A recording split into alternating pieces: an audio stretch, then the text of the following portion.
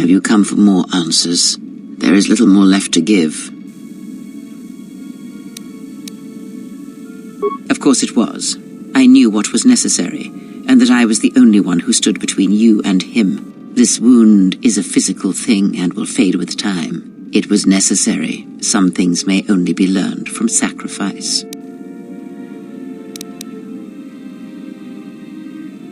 I do not know. I fear that the consequences would have been more extreme. Then the sensation you would feel upon my death might be less than that, though much quicker.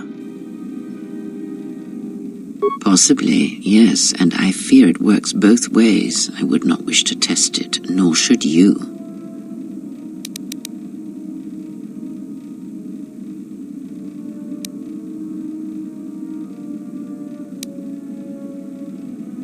If you think a connection to one such as yourself gives me any comfort, then you would be wrong. I desire this no more than you do. It seems that at times of stress and pain, if they catch us unawares, then the pain is transmitted between us. I confess its nature eludes me as well, but the bond is strong and its roots run deep. It seems the force flows easily between us. When one of us manipulates the force to heal or strengthen ourselves, the other is aided as well. A powerful technique indeed, though, as we have noticed, it has its drawbacks.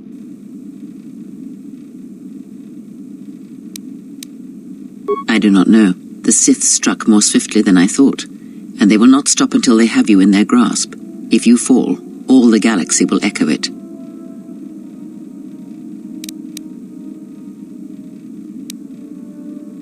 It does not matter where we go. It is not the destination that matters. It is the journey. All paths will take us to the end, whatever it may be, and no matter how strongly we fight against it. For now, we are bound for Telos, and that is enough. The planet Telos, decimated by the Sith during the Jedi Civil War. Before the war, Jedi who failed their training were sent to the fields of Telos to serve the galaxy, not as Jedi Knights, but as farmers and laborers. The destruction of Telos was complete. I doubt any Jedi remain. Yet there may be echoes of their passing. We shall see. Then I am left with nothing more than we had already. My faith in you and your ability to meet what comes. Ask, and I will answer. These Sith, they seek the death of all Jedi, as have all the Sith, since the Jedi Order was first split. Yes, the Jedi Civil War is not the first one of its kind. Thousands of years ago, the Jedi had another civil war that split the Order. It was a terrible thing. A faction among the Jedi abandoned the teachings of the Order, following their own path. They waged war on their fellow Jedi, a war that raged across the galaxy. But these fallen Jedi were cast out, defeated, and they retreated to worlds in the Outer Rim. Over time, they took on the mantle of the Lords of the Sith, but in their hearts they never forgot the Jedi. The hatred for the Jedi Order burns in their veins like fire and echoes in their teachings. Revan tasted it, as Malak did.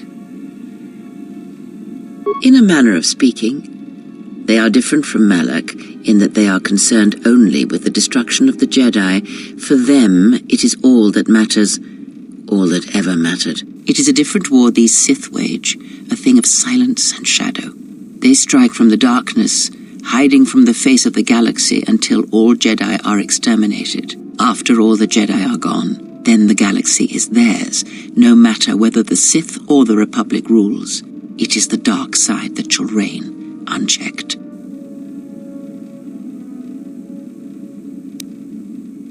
I believe them to be the result of special teachings. Their apparent weakness against you is evidence of this. Those Sith assassins can sense their prey through the Force. It is like a hunger.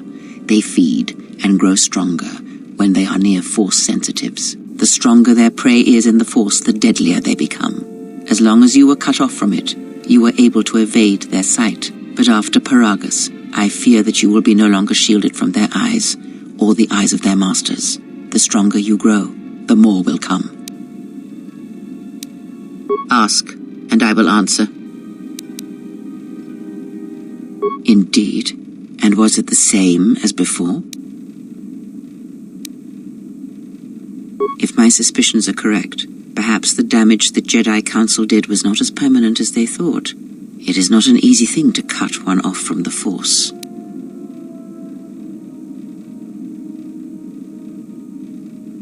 What did you believe? That you suddenly lost your connection with the Force without reason? Indeed it is. It is much like losing one's ability to listen, or being put into a deep sleep, unable to awaken to the galaxy around you. Such a thing has been done before, when Jedi have pronounced sentence on their own, and exiled them as they did you.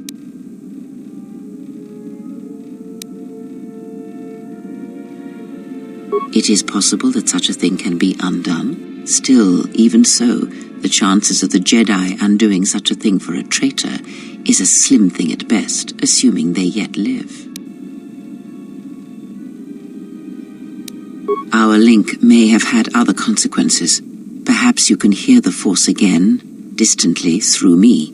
If so, then there is hope. I may be able to teach you, train you to feel the Force again. And if you will not allow me to help you, then other Jedi must train you, or undo the damage they have done.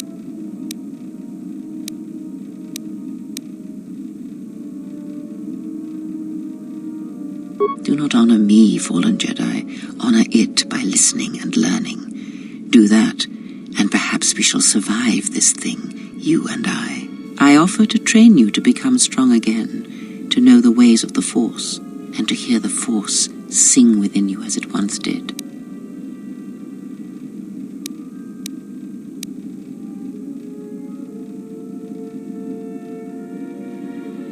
Then our training shall begin. Whenever I travel with you, I shall impart what I can to you through my words and presence.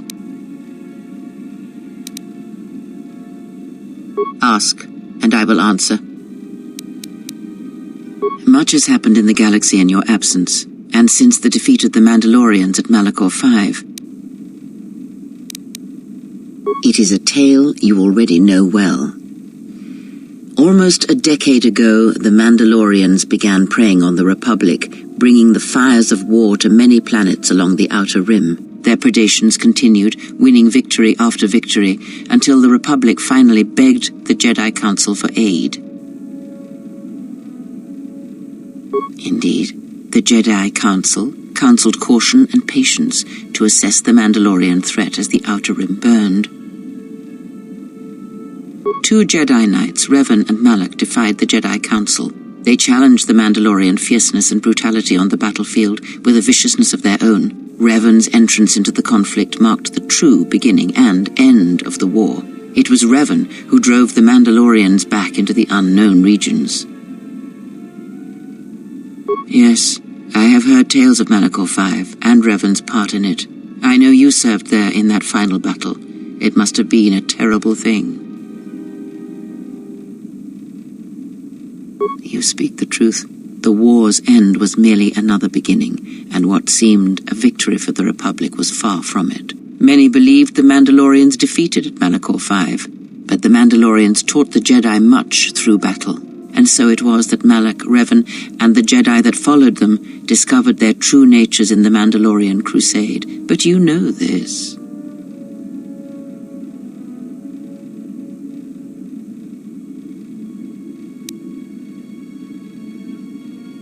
Did Revan fail, or was it the failure of the Jedi teachings? A question for another time, perhaps. As Revan and Malak fought the Mandalorians in battle after battle, they grew to despise weakness, just as the Mandalorians did. In the end, the Mandalorians had taught them through conflict, shaped the Jedi, and turned them into a weapon against the Republic. Revan and Malak, and all the Jedi that served them, turned against the Republic and the Jedi Order. Jedi fought Jedi. Revan was ambushed by the Jedi and captured. Malak continued to wage war in his master's place, inflicting terrible wounds on the Republic.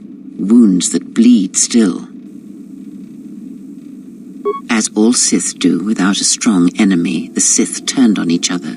Revan escaped the Jedi and returned to finish Malak, and that was the end of the Jedi Civil War. No one knows, certainly not I.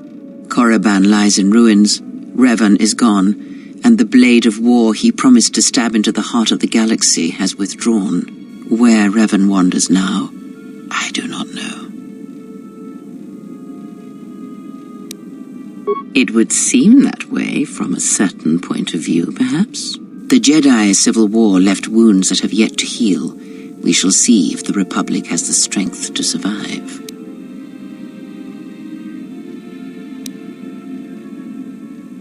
Perhaps.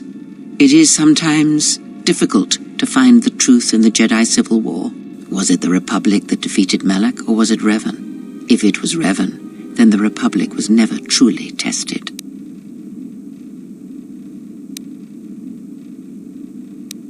A culture's teachings, and most importantly the nature of its people, achieve definition in conflict.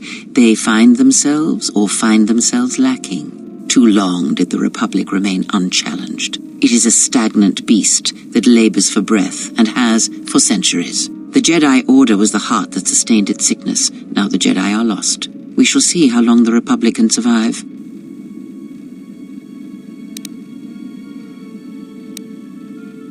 We shall see. The Jedi Civil War cost the Republic much. The resources of the Sith seemed limitless. The Republic's was not. Fleets of warships, soldiers, and people were lost. Entire planets were decimated. Their inhabitants dead or refugees. It is a great burden for any civilization to bear.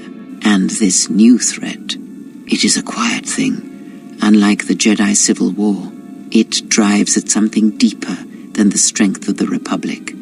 It is aimed at you. The Republic was never what was important, ever. It was but a shell that surrounds the Jedi, just as the teachings of the Jedi are a shell surrounding the heart of man. You see, the war, the true war, has never been one waged by droids or warships or soldiers. They are but crude matter, obstacles against which we test ourselves. The true war is waged in the hearts of all living things, against our own natures, light or dark. That is what shapes and binds this galaxy, not these creations of man. You are the battleground, and if you fall, the death of the Republic will be such a quiet thing, a whisper, that shall herald the darkness to come. I would see to that fool in the cockpit, and remind him of our destination. I would not want him attempting to veer from Telos. Watch that one. His thoughts are slippery. I do not trust him, and nor should you. Such a man serves himself first, and his allies next.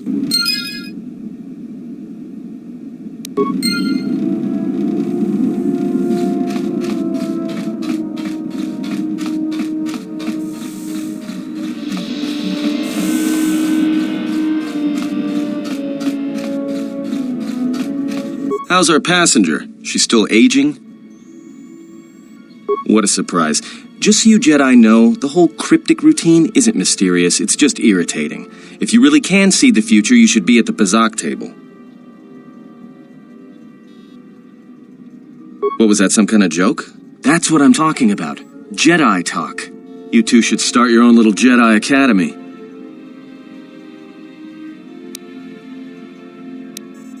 You got a point. How old do you think she is, anyway? She may have been good-looking once, but it takes some hard living to make creases like that.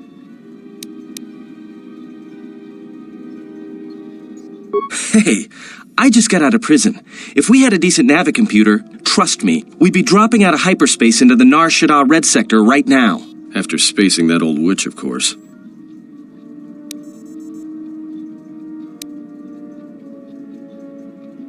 Like we have a choice? It's the only place Paragus had logged in their astrogation charts. Now, if you thought Paragus was dead, then Telos is a dying world they're trying to breathe back to life. Should be there before too long. You can check our course on the galaxy map if you want. It's on the wall behind you. Oh, no. Look, I respect your privacy. I mean, when have I ever asked you any questions?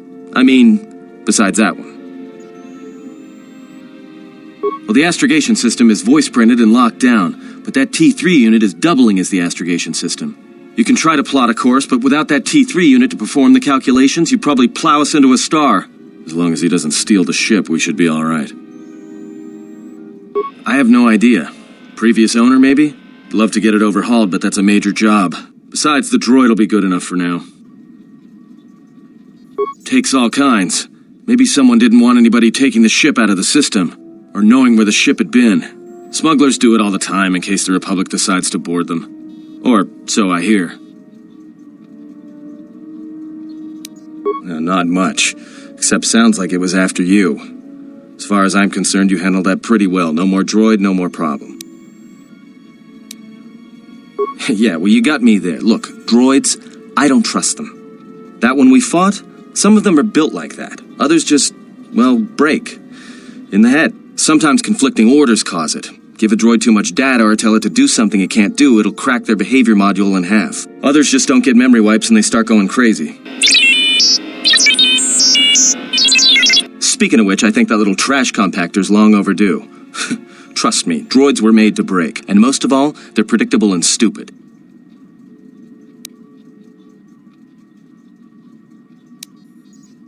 So, what happened? Don't give me that. There were plenty of times back on Paragus where a lightsaber would have been helpful. So where's yours? Oh yeah? I thought a Jedi was supposed to be married to their lightsaber. Guess I heard wrong. Were you a single hilt or one of those double-bladed Jedi? Huh. I hear the twin blades are harder to master, but they can make enemies stampede over each other running for cover. A lot of Jedi in the Mandalorian Wars use double-bladed sabers. A more aggressive blade gives you more slaughter per swing. Hey, you didn't go red, did you? Great. Maybe you and that Sith Lord can have a party after we're dead. Must have been something. Sure be nice to have it now. Might make those Sith think twice before coming after us. Alright, forget I said anything. Like I said before, you can check our course on the galaxy map if you want. It's on the wall behind you.